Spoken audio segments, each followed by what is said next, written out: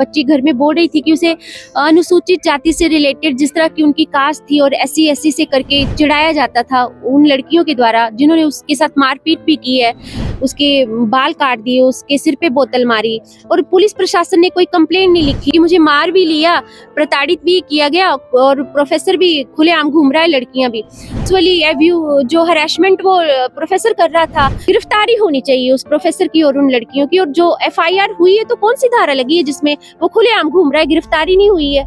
जी, मेरा नाम रूपरेखा है और मैं सुलह विधानसभा से प्रेजेंटली जिला परिषद सदस्य हूं और कांग्रेस पार्टी से जिला अध्यक्ष हूं पंचायती राज की डिस्ट्रिक्ट कांगड़ा की और हिमाचल प्रदेश से ऑल इंडिया अम्बेडकर महासभा की प्रदेश अध्यक्ष हूं। तो मीडिया में मैंने जैसे देखा जो पल्लवी नाम की बच्ची डिप्रेशन का शिकार थी, तो मैं नहीं जानती थी डिप्रेशन का शिकार क्यों थी, पर जैसे ही बच्ची की डेथ हुई और मीडिया के जरिए मुझे पता चला कि बच्ची जो जातीय प्रताड़ना का शिकार हुई है और सेक्सुअली वो बच्ची शोषित हुई है किया जिस तरह से एक प्रोफेसर ने, तो मैंने पूरा दिन कल बच्ची के फैमिली के साथ स्पेंड किया। तो लगातार वो बच्ची घर में बोल रही थी कि उसे अनुसूचित जाति से रिलेटेड जिस तरह की उनकी कास्ट थी और SC से करके चिढ़ाया जाता था उन लड़कियों के द्वारा जिन्होंने उसके साथ मारपीट भी की है, उसके बाल काट दिए, उसके सिर पे बोतल मारी और पुलिस प्रशासन ने कोई कंप्लेंट नहीं लिखी। तो बच्चा ठीक हो सकता था लेकिन वो लगातार डिप्रेशन में चला गया क्योंकि कानून से और न्याय व्यवस्था पुलिस प्रशासन से भी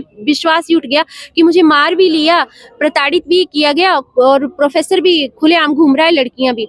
तो बिल्कुल सभी जिम्मेदार हैं ये पुलिस प्रशासन वाले भी। अभी भी FIR हुई है, कल तो भी कोई जो उचित धाराएं लगनी चाहिए थी उस प्रोफेसर पे और उन लड़कियों पे वो नहीं लगी है क्योंकि SC/ST एक्ट का केस ये बनता है। जिस तरह से SC कास्ट से रिलेटेड उसे चिढ़ाया जाता था, मारपीट हुई, वो अलग मामला है। और वो जो सेक्सुअली जो हरासमेंट वो प्रोफेसर कर रहा था कि लगातार वो बच्ची मरने के वक्त वीडियो में बोल के गई है कि मेरे पीछे पड़ गया हाथ धो के, जिस तरह से उस लड़की ने बताया कि मुझे टच करता और उकसा रहा है।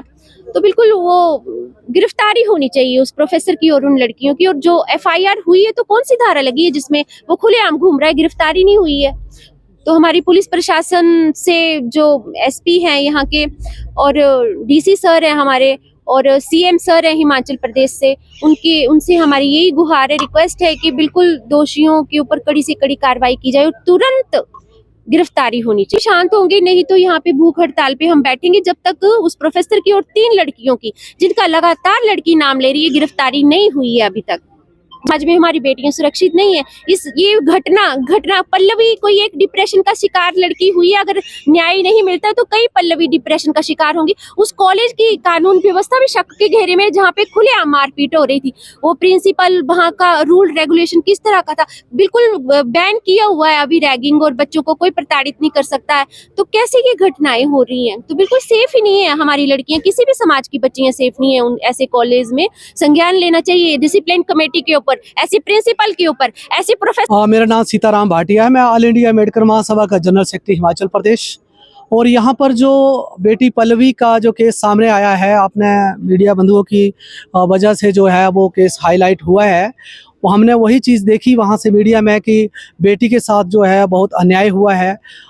तो उसी के समर्थन में आज हम आरोपियों की गिरफ्तारी हेतु जो यहाँ पर DC साहब से मिलने के लिए और यहाँ पर धरना दे रहे हैं। आज क्या मांग करते हैं सर? हम मांग ये करते हैं कि जो आरोपी है, जो बेटी ने अंतिम बयान दिया है जिसमें जिसका प्रोफेसर का नाम आया, उसकी तुरंत गिरफ्तारी होनी चाहिए।